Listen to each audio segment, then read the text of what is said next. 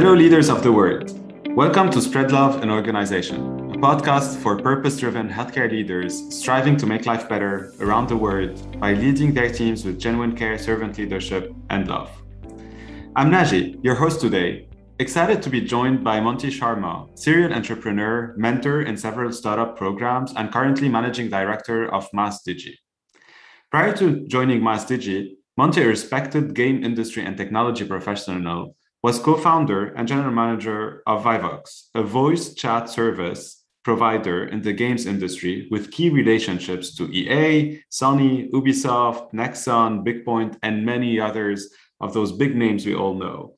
Monty advises a number of game companies and is a veteran of Mass Challenge and MIT Sandbox mentor. And this is where I had the pleasure to meet with him and work with Monty. Monty, it's such a great pleasure to have you with me today. Oh, it's nice to be here, Naj. Before going into the word of entrepreneurship and also gaming, I'm super interested in this word too. I'd love to learn more about your personal journey. Can you share a little bit more about your personal story with us? Sure. I like to say I felt the smartest in my life in the 12th grade of high school. And ever since then, I've been learning how much I don't know. So in college, I was a hustler. I found things to do. I found people who would pay me for various computer-related things and started a company. That company lived on for a while. I merged it into another company, did another startup. It was a spin out from the university I was at. Very different industries. Initially started in computing education for, users to economic development data sets.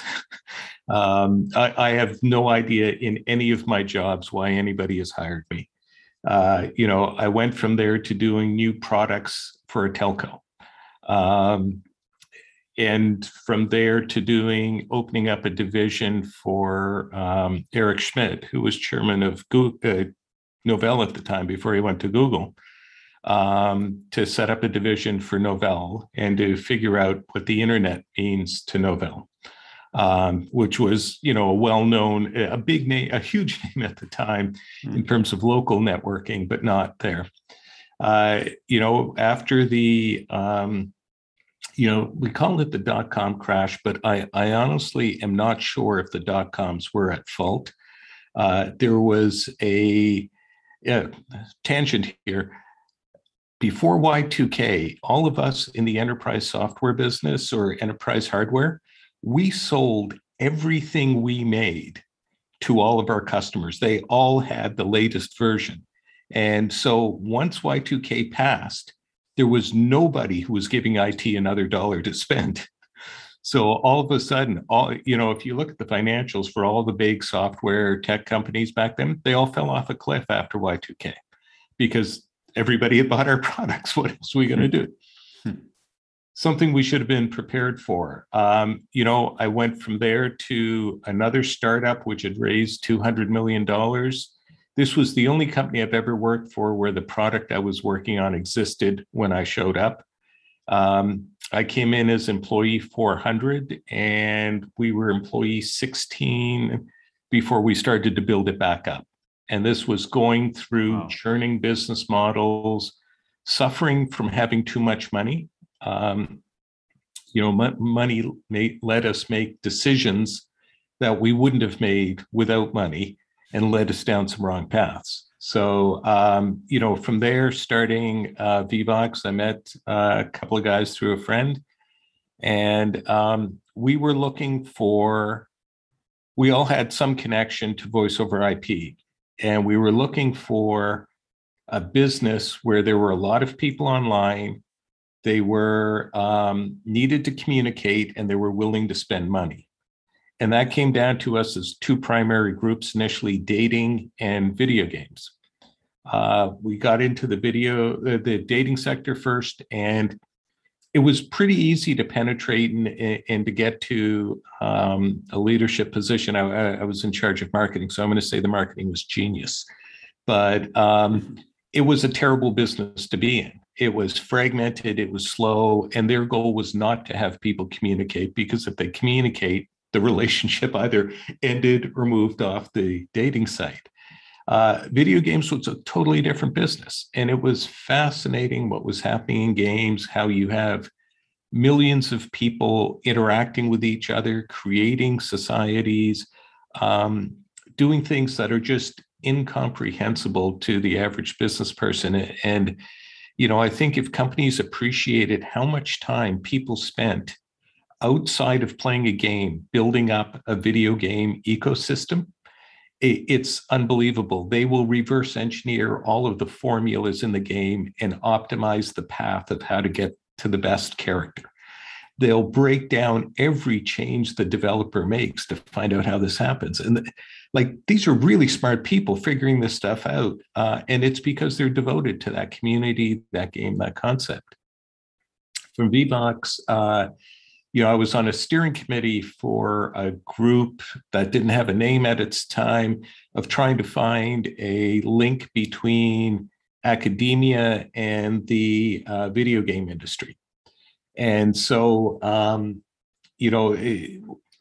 lots of things happen, startups we can talk about sometime.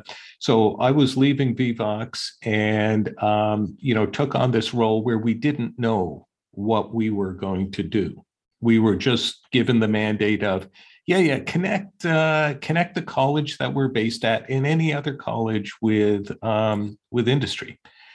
And we went from there with no oversight, like no annual plan, no quarterly reports, to figuring out a lot of things that have become well regarded in the industry. We have a summer internship program where we have students any year from 15 different colleges working together and learning the differences from all of their backgrounds. We've worked with a lot of different universities and systems, and that gave me the opportunity to have, I think, probably the best, education you can get in your life. Whether I was working with startups or students, every few months I got a fresh start. There'd be a new crop of students in. And what I did last time, and I, never happy, don't know the final answer, I could tweak it, I could adjust it, and I could get better and better. And when I started this, I couldn't believe how stupid students were. I mean, how did they manage to dress themselves in the morning was beyond me, because they had no concept of what was happening around them. As I got into it, I came to realize we have done a horrible job raising children, educating them, and preparing them for the world. They're in a situation where they don't know how to ask questions. They've been actively discouraged from thinking about what's going on. And all of these things, we find that the more power you put in their hands, the better. The more agency you give them, the better. The more they ask you questions and question what you're actually doing, the better they understand why you did it. So it's, I started doing this, in my comment to my colleague when it started was, 6 months, maybe a year or two, this will be a nice break from doing startups. Then I'll go back and do another startup. That was 11 years ago. This is great. And Monty, I want to go back, on, it seems since college, you said, very young, you started to build companies, right? You did your startup, you started to join entrepreneurship journeys. How did it start? Did you always feel this, there's something in you that you want to create and do something new? Was it just a coincidence? How did it work out? We like to have these sort of comic book hero origin stories of these struggles that we overcame. And I don't think that there was great wisdom there. I had a combination of not a lot of great skills, nothing used. I was a very, very bad programmer at that time. I was terrible at filling out forms. So this is the 80s. You couldn't get a job without filling out an employment form. I still hate forms. Odds of me filling in a paper form correctly are about 30%. I don't know what it is. And I was, generally terrified as to what was going to happen next. And I was lucky in that I don't sound stupid. And so people would ask me questions and I could talk to them about technical stuff. And back then, anybody who knew anything about computers had something going for them. So then, being the, as we like to say in Canada, the smartest guy in the room, in a room full of people who know nothing, it opened up doors. And so I would try things, and I would try them more out of, I've got no other choice than to figure out how to make this work, versus, oh my, I want to go forth and lead a company. It was very much, how do I pay the rent? And I don't really think I understood entrepreneurship until probably a few years ago. And that's after having lots of shots at it, looking back at things. The beauty of mentoring is I get to see, 12 different companies a year, read 100 business plans, and then you can start to see patterns. And then you start to think, this is why I succeeded before. Well, before it was not because I saw the pattern, I was lucky. And that sort of led me to my current motto of, what the hell do I know? If I don't approach things without this sense of, I don't know what's going on and I got to figure it out, I will do stupid things because I think I know the answer. Never a good place to be. Well, I'm sure you know a lot of the answers, but you shared some really amazing insights. You said you were terrified with what's next, right? Usually this is something it's an unconscious bias we have on entrepreneurs, right? Like, it's like they're not worried about tomorrow, and it's I'm terrified about what's next too. You talked about questions, right? Like, we discourage people to ask questions. And then you talked about trying things and figuring it out to end up with patterns, right? So you said now you have a lot of patterns that you see. One of the big things is always, I'm feeling, and we had this discussion before, can we learn from these patterns, or do you think people have to go through the journey you went through? Because I feel every entrepreneur has to go through everything, even though there are patterns. And unfortunately, not only entrepreneurs, like in corporate world as leaders, there are so many things we know that work and we know that do not work. And still, we just have to go through the journey. It feels every single person. So what are your thoughts about this? Yeah, I think it's a little bit of both. Like, the thing that after they encouraged me to leave engineering school and when I started taking business courses, that struck me was business is obvious. Like, you go to an elite MBA program, there's nothing they tell you that the average person couldn't understand, right? This isn't multivariate calculus. This isn't philosophy. The problem with business is knowing when to do what. Like, why should I make this choice now? I can understand the business logic, but of all the choices I have, why am I making this choice? And as we do it, we often undervalue luck and fear and lack of information. And so I went this way because it felt easier, not because it was a conscious genius move on my part. It just seemed to be the thing to do at the time. This worked out. The thing that we've learned in our current operation, where we don't have to produce an annual plan or quarterly reports, is when we start doing something and it's stupid, we stop. And we don't have to justify to anybody in management, why did we stop doing this thing? And so there's been things that I'm doing that I've been working on for years, where I will try one approach to solve this problem and it'll be wrong. So we'll stop. Then we'll try a different approach. And that's wrong. But we got a little further. We learned a few things, stop that.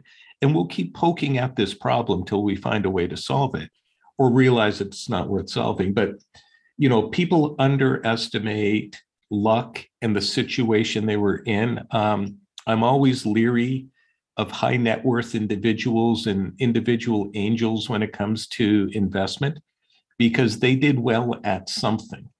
That doesn't mean they're generally smart and can figure everything out. And so we This what the heck do I know mentality comes from.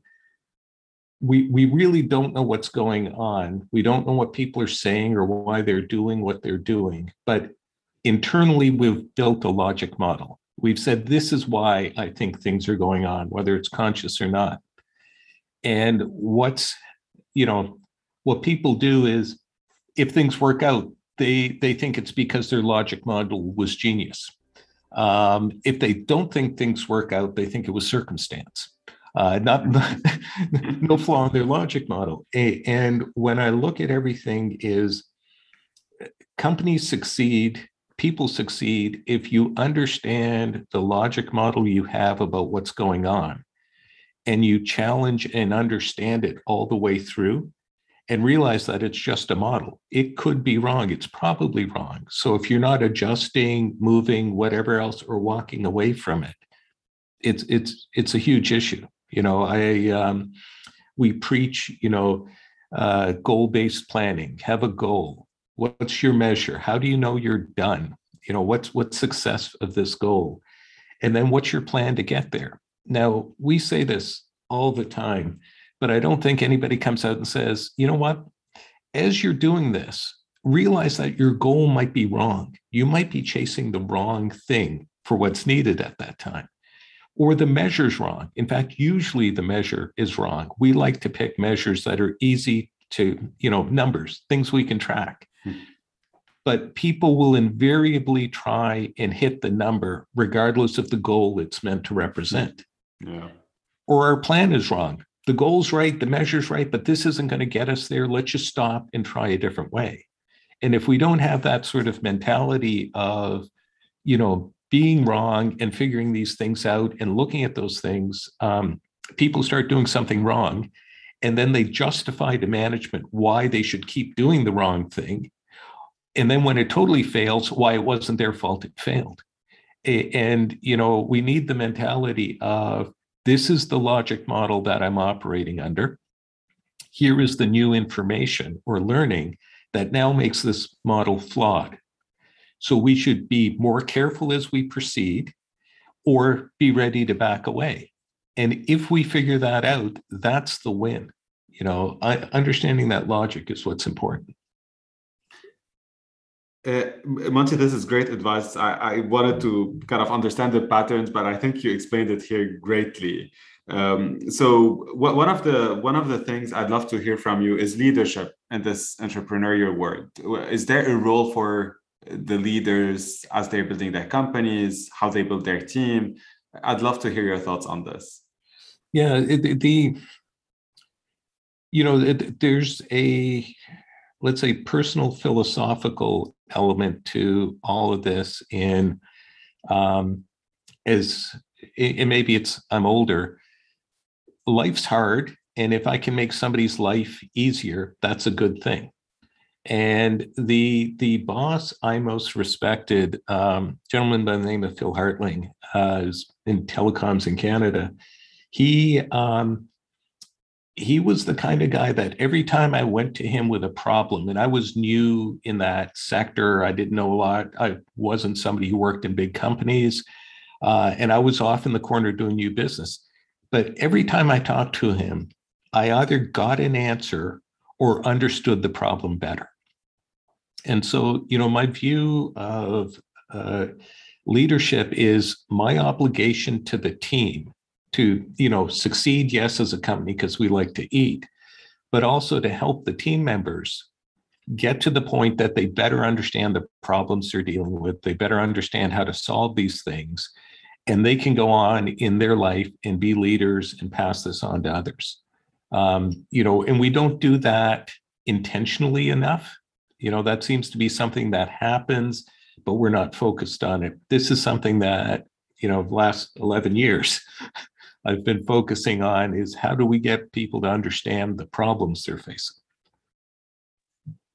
I love this, because this is really, you're talking about, you said obligation to help the team to better understand and grow and be better as leaders. And many times I feel in in the startup where there's this focus about what you're building, but we hear it times and times again. I heard it from you many times. It's all about the team in the beginning, but also as you grow and also as you raise funds, etc. So as a leader, I love what you said, and it's very relatable to what we can see in the corporate world too.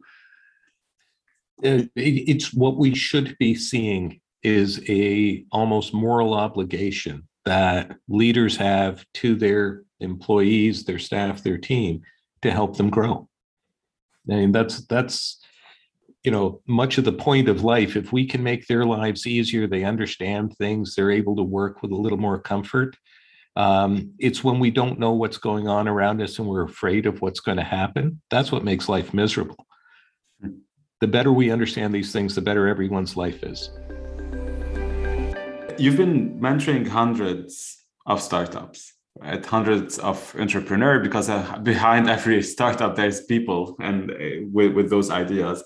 And we've been lucky with SpreadLoveIO.com to have some discussions with you and being mentored by you. What is your number one advice for entrepreneurs as they are building their ventures?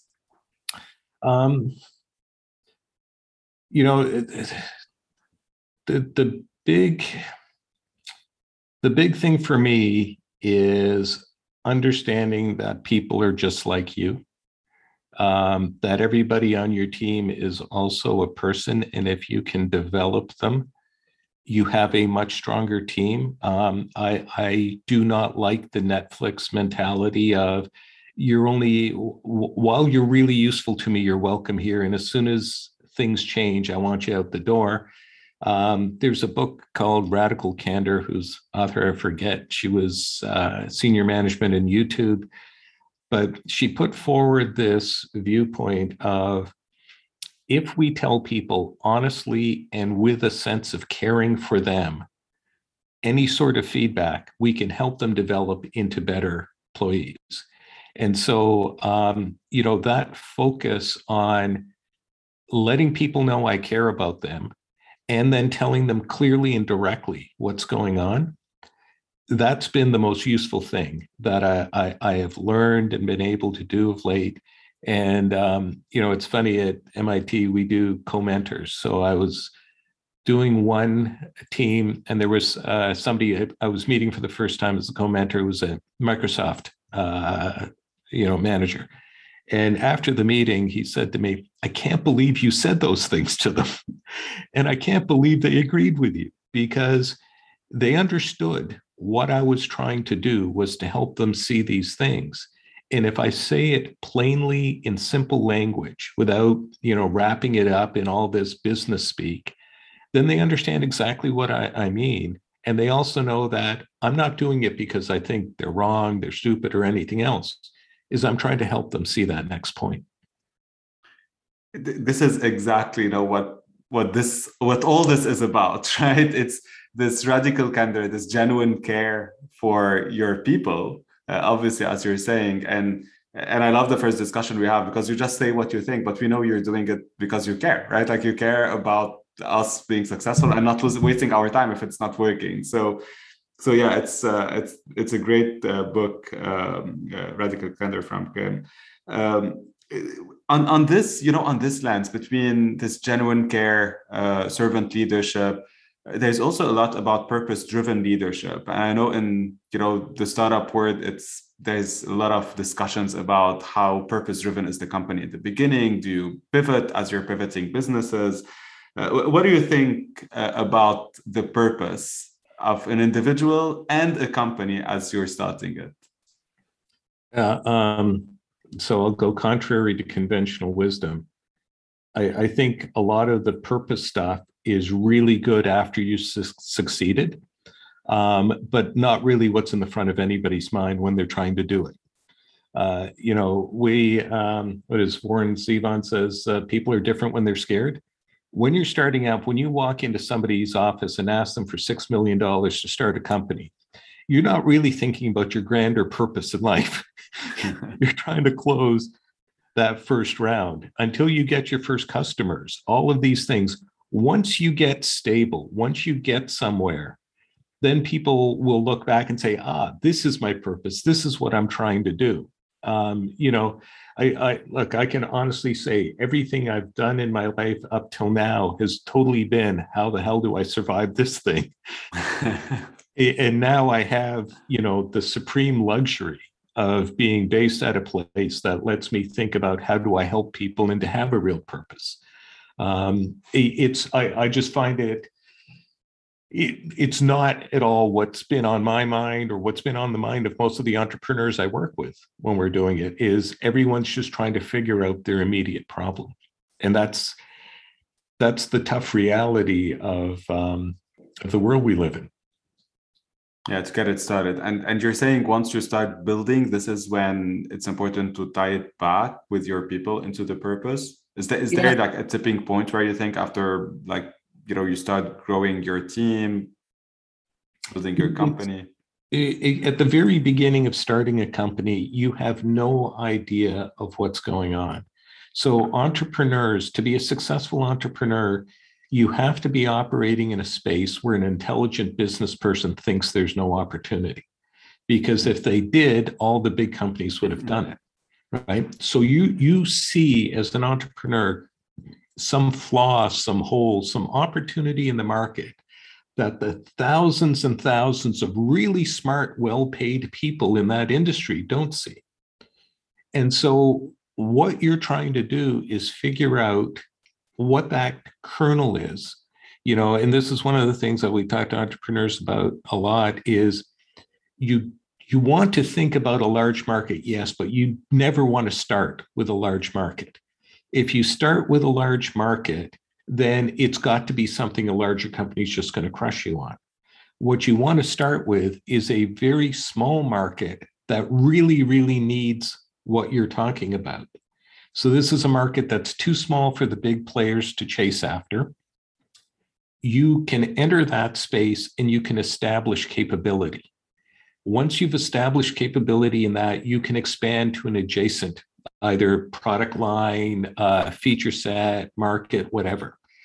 And as you slowly expand step by step, building up capability, you get to the point that your company has capabilities that the multi-billion-dollar companies in the world don't have. And now they're left with either competing with you or buying you. And the race is, can I keep pushing my capabilities ahead of where the large companies are to the point I can go public and own a space, or I can raise the acquisition price to something astronomical? But that's really, that's what you're looking at as you're moving through all these things. If you, as a person, get to a point where caring about people as you go through this experience, you can be, a hard-driving entrepreneur and care about your team. I have laid off people that would happily work for me tomorrow. As sad as that is, but it's, that's the kind of thing that you're trying to do, is be a decent manager, care about where these people are going. And all of that sorts itself out. Larger social benefit comes from that. All of these things come from you caring about these people, giving them an opportunity to think as you figure out this world that all the geniuses can't. Well, you gave us an amazing, in 1 minute, 2 minutes, an amazing summary of a startup and entrepreneurship journey from the start into IPO, and you ended on hard-driven leader, decent manager, caring for your people along the way. So now I want to jump into giving you one word and getting a reaction to this word, but it's going to be around this topic, as you can imagine. So the first one is entrepreneur. What would be your reaction for this word? It's, in some ways it's laziness, fighting fear. I don't know. I don't want to do the kind of stuff that it would be to have a corporate job, but I'm terrified of what's going on. So I'm going to pit these two feelings against each other and start a company. I love it. Laziness and fighting fear. The second one is mentor. So mentor, you go back to some of the old philosophical models of I cannot tell you the answer. I can point to various things and hope you see the answer, but finding that answer is up to you. And sometimes it's the journey. There's certain things I've learned that I can't just tell people the answer on. And that's the curse of business, is the answer often sounds obvious and simple. But to get there is hard, and you don't normally get there. So sometimes you need the journey. It's taken me a while to let people go ahead with bad ideas, because while I can see clearly in the first meeting it's a really bad idea, I'm not going to be able to convince them of it, and I'm not going to be able to help them unless I let them take a few steps with the bad idea and then realize where it's flawed. Then we can pivot. But before then, there's nothing to be done. What about Sandbox? Same thing in Sandbox. I mean, there are times I look at companies and I say, for the love of God, you're at MIT and you're coming up with this dumbass stuff. Like, seriously, you're expected to have an impact on the world, and this is what you do. And other times it's like, oh my God, that's total genius. But all of these people are equally smart. It's how they stumbled into the problem at the beginning. And so if we can help somebody step back from a weak idea with some learnings, some fundamental understanding of entrepreneurship, their next company is going to be so much more successful. Whether they work for another large company, they'll be so much more successful. And that's actually the beauty of Sandbox is MIT has put together this concept that they'll give you $25,000 to essentially get students to spend a lot of time learning business, things you couldn't normally get them to do. And it's a beautiful thing to see.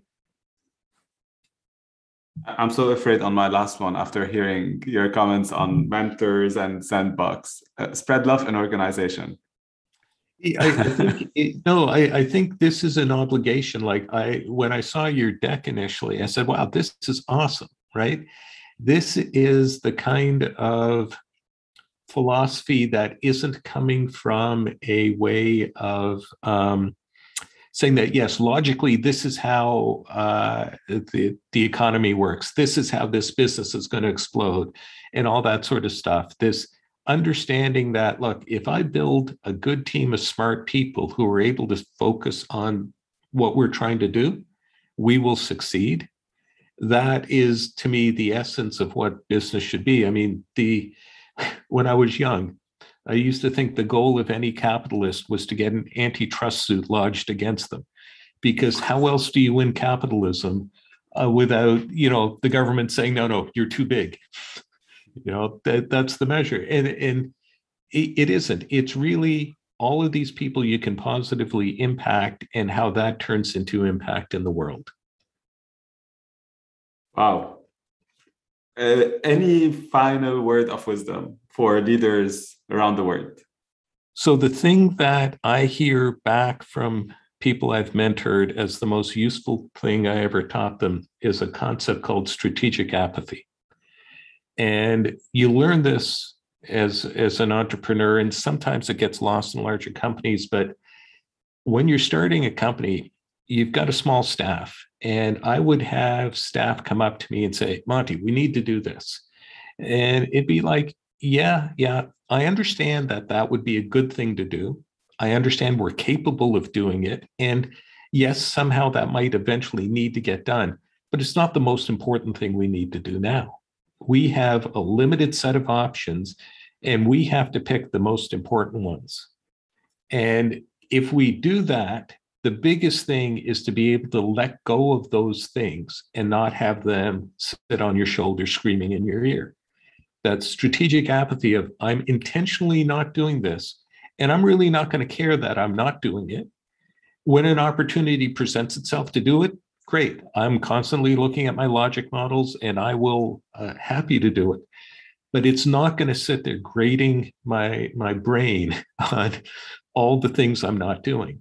And this is the only way to find peace in entrepreneurship. I love it. And not only in entrepreneurship, in corporate you know this, right? And the most important piece is what not to do, right? I stopped saying prioritizing or what is the most important thing to do. I'm starting to say what is the choices we're making, and live with the things we decided not to do. We just cannot do everything. If you look at any option set, the first 2 or 3 candidates are likely obvious, and the worst 2 or 3 are likely obvious. The stuff in the middle you don't know about. So you got to do the most important things that you see. Let the other stuff go that's in the middle that's going to haunt you. If you can let it go emotionally, then you can still survive mentally and get your job done. Brilliant. Thank you so much, Monty, for this amazing, inspiring chat. Thank you for being with us. I appreciate it. Thanks for having me. Thank you all for listening to Spread Love in Organizations podcast. Follow us on LinkedIn, subscribe on your preferred podcast platform, and connect with us on SpreadLoveIO.com. Most importantly, spread love in your organizations and spread the word around you to inspire others and amplify this movement our world so desperately needs.